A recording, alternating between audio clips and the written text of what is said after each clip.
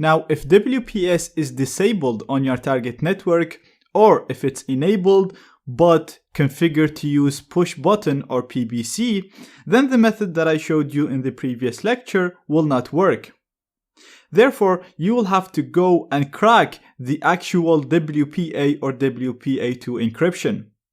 And like I said, when these encryptions were designed, the developers knew about the weaknesses in WEP and they made sure that they properly fixed these weaknesses. They actually did a pretty good job at this. Therefore, we cannot use the same method used in WEP to crack WPA and WPA2. So in WPA2, the keys are unique, they're temporary, they're much longer than what they were in WEP.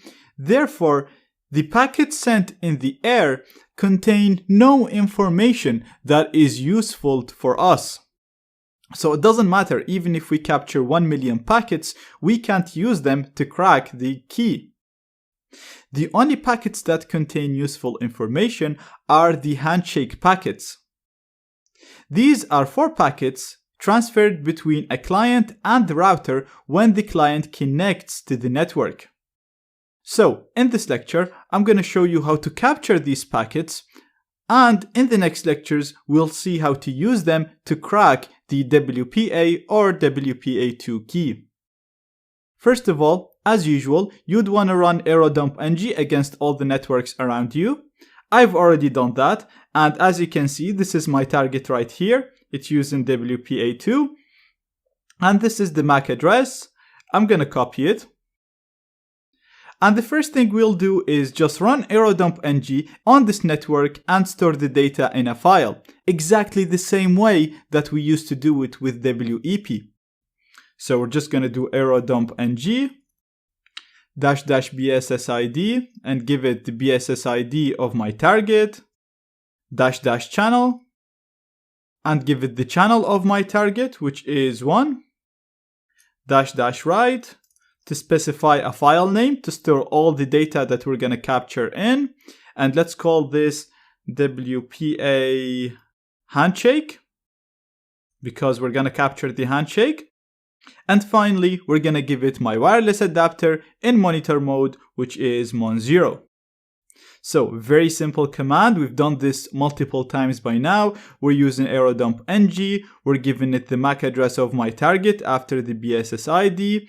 I'm giving it --channel to specify the channel of my target. I'm using --write to store all the data in a file. This file will contain everything that we capture. So if we capture the handshake, it will be in this file. And finally, I'm giving it the name of my wireless adapter in monitor mode. So now I'm going to hit enter. And as you can see, dump-ng is working against my target network. And right now, all we have to do is literally sit down and wait for the handshake to be captured.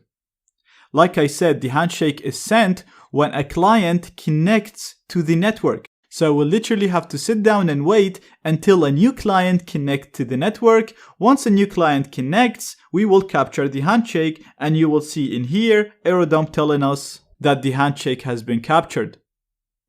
Alternatively, we can use something that we learned before, which is a deauthentication attack. We know using that attack, we can disconnect a client from the network. So we can do this for a very short period of time. We can disconnect this client from the network. He will automatically connect once we stop the attack. Therefore, when he automatically connects, the handshake will be sent in the air and we will be able to capture it. This way, we will not have to sit down and wait for someone to voluntarily connect to the network. So, we've seen how to do this before, and it's going to be exactly the same command as we did it before. We used reply-ng, we did --deauth, then we specified a really large number of packets to keep the client disconnected for a long period of time. This time I'm going to set this to 4 to only send 4 deauthentication packets. This way, my client will be disconnected for a very short period of time. They won't even feel that they got disconnected, but this is enough for the handshake to be sent because they will be disconnected, they will automatically connect, and when they do that, we will capture the handshake. Now, the next argument we want to set is the MAC address of my target. So we're going to do -A followed by the MAC address of my target. Then we're going to do -C followed by the MAC address of the client that we want to disconnect. So it's this client right here. I'm going to copy, paste it here, and finally, we're going to give it the name of my wireless adapter in monitor mode, which is mon0. And we are done. Again, I've spent a full lecture on this command explaining what a deauthentication attack is, so if it's a bit confusing, please go back and revise that lecture. Basically, all we're doing is we're using areplay-ng to run a deauthentication attack to disconnect this device for a very short period of time. That's why I'm setting this to only number 4. Then I'm using -A to specify the MAC address of my target, -C to specify the MAC address of the client connected to this network, and then I'm giving it my wireless adapter in monitor mode. Now I'm going to hit enter and keep an eye on this side right here. You'll see the handshake will be captured in here. So we're going to hit enter. The authentication packets are being sent. And perfect. As you can see, once the client connected again, we received the handshake.